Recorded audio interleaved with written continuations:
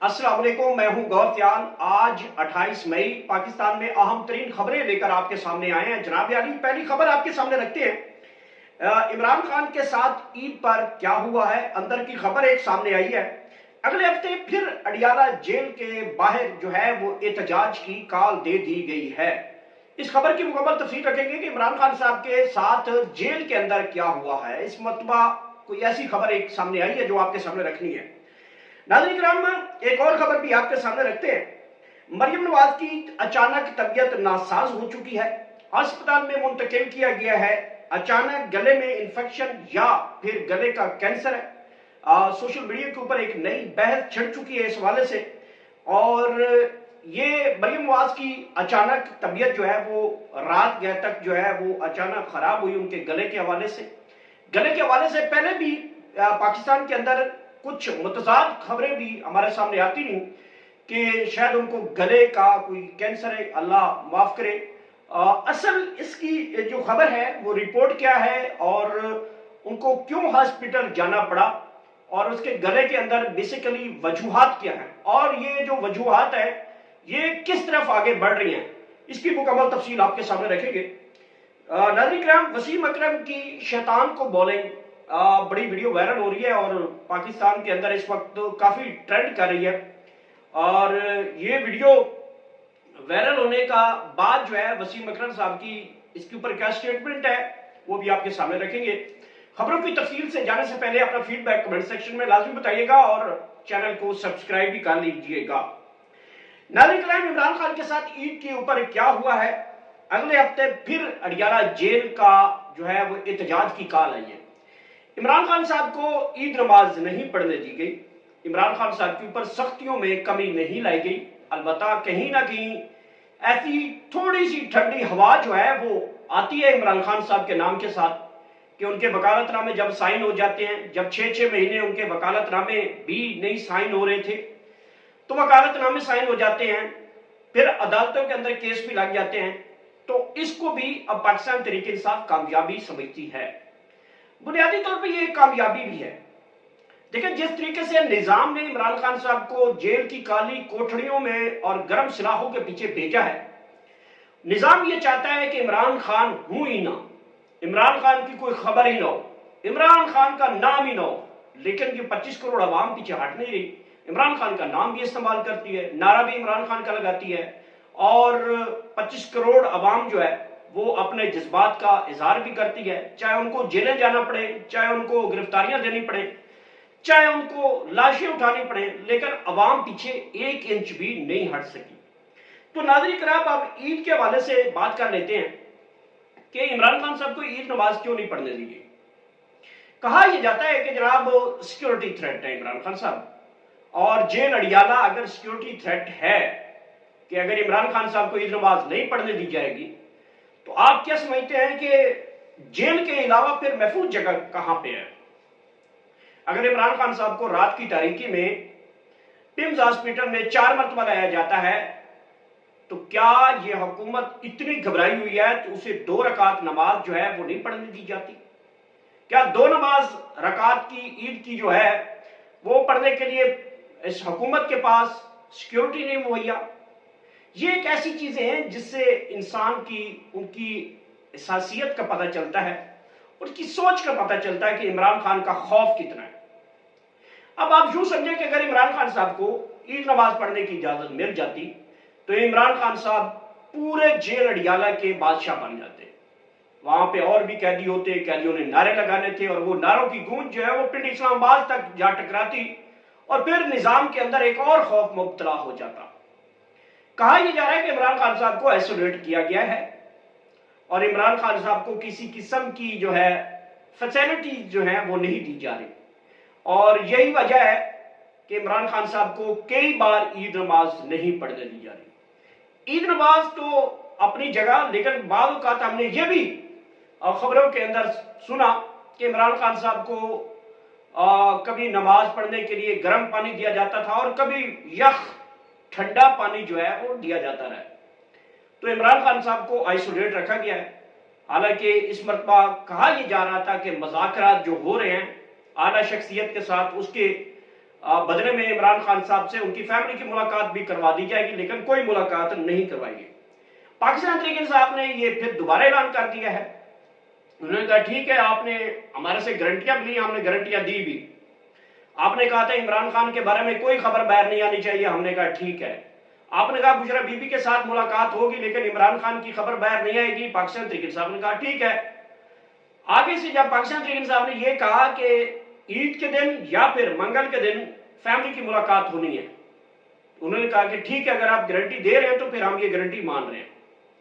اب خبر یہ آئی ہے کہ کسی قسم کی عمران خان کی فیملی کے ساتھ ملاقات نہیں کروائی گئی۔ اس اعلیٰ شخصیت سے یہ بھی ڈسکس ہوا تھا کہ اگر آپ اس بار عمران خان کی فیملی کے ساتھ ملاقات نہیں کروائیں گے تو پھر اگلے منگل کو پاکستان تحریک انصاف ایک بہت بڑا جو ہے وہ پروٹیسٹ ریکارڈ کروائے گی اڈیالہ جیل کے گیٹ نمبر 5 کے اوپر۔ اب دیکھتے ہیں کہ پاکستان تحریک انصاف اس حوالے سے جو کال دے دی گئی ہے اس کو کتنا بڑا پاور شو بناتے ہیں۔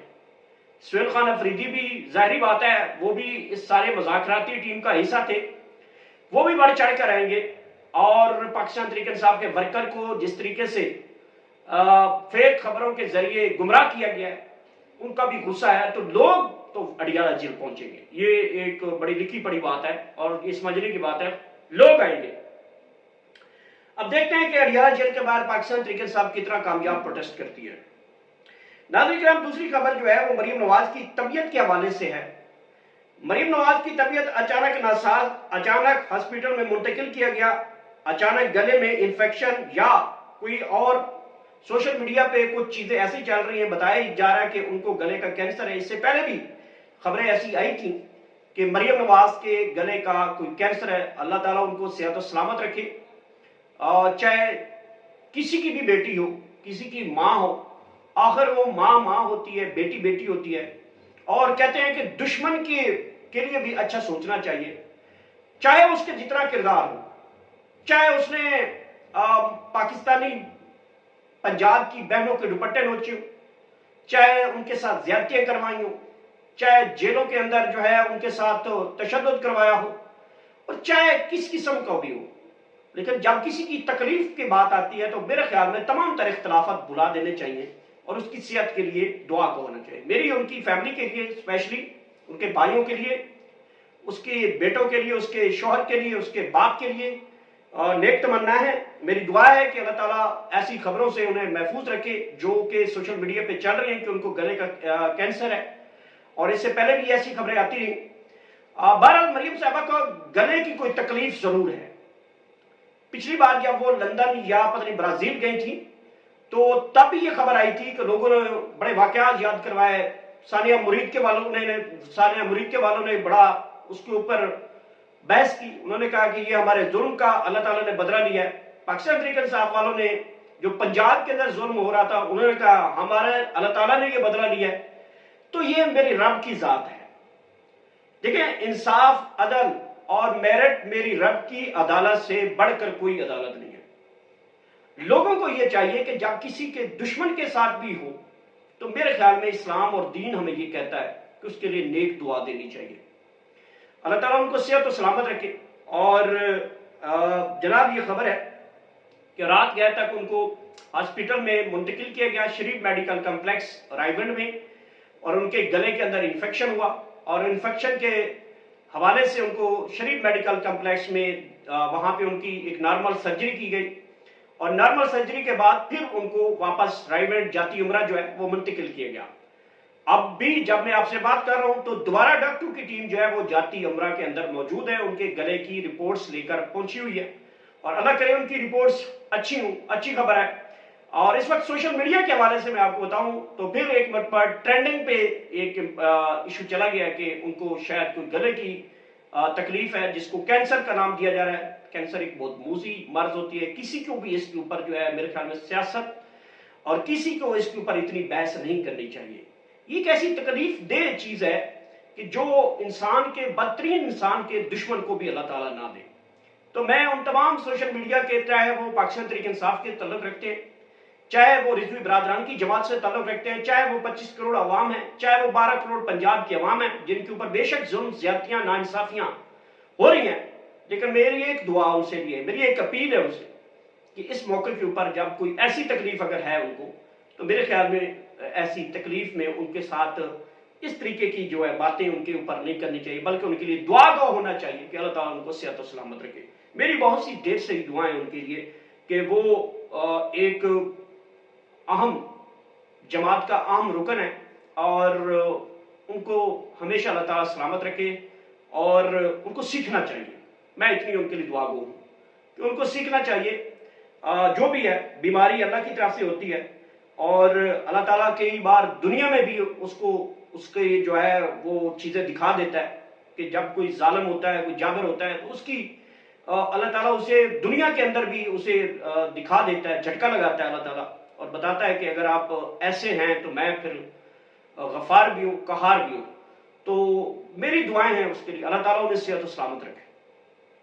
ناظرین کرام، اگلی خبر کی جانب بڑھتے ہیں۔ وسیم اکرم کی شیطان کو بولنگ، یہ کیا تو انہوں نے شیطان کو کنکریاں ماری ہیں، لیکن جس انداز میں انہوں نے یارکر مارے ہیں شیطان کو، وہ بڑے اس وقت پاکستانی اس کی چس اٹھا رہے ہیں۔ لوگ اس شیطان کی جگہ پہ کسی اور کو تشبیہ دے رہے ہیں اور کہہ رہے ہیں کہ کاش اس کو یہاں پہ وسیم اکرم کو بولنگ یارکر اور کنکریاں اس شخصیت کو بھی مارنی چاہیے، اور وہ شخصیت پاکستان کی نہیں ہے۔ لوگ اس کو بڑا برا بھلا کہہ دیں گے، پاکستان سے اس کا تعلق نہیں ہے۔ تو بہرحال یہ صورتحال بنی ہوئی ہے جناب۔ وسیم اکرم کا جو یارکر ہے، بولنگ یارکر ہے، وہ بڑا فیمس ہے، اور وسیم اکرم صاحب جو ہے وہ کر رہے ہیں۔ تو ناظرین کرام، یہ تھی عام ترین ڈیولپمنٹ جو میں نے اب تک پہنچائی ہیں۔ عمران خان صاحب کا عید کے حوالے سے میں نے آپ کو بتایا، اور عید کے بعد اب اڈیالہ کے باہر کیا صورتحال رہے گی یہ بھی آپ کو میں نے بتا دیا۔ مریم نواز صاحبہ کے حوالے سے جو ان کی طبیعت ناساز ہوئی ہے، اچانک ہاسپٹل گئے ہیں، اس حوالے سے بھی خبر آپ کو دے دی ہے۔ اور ناظرین کرام، یہ تھی عام ترین ڈیولپمنٹ جو میں نے اب تک پہنچائی ہیں۔ میرے چینل کا خاص خیال رکھیے گا۔ آخر میں اللہ پاک سب کو اتنی زیادہ خوشیاں دے، وہ آگے خوشیاں تقسیم کر سکیں۔ Thank you so much.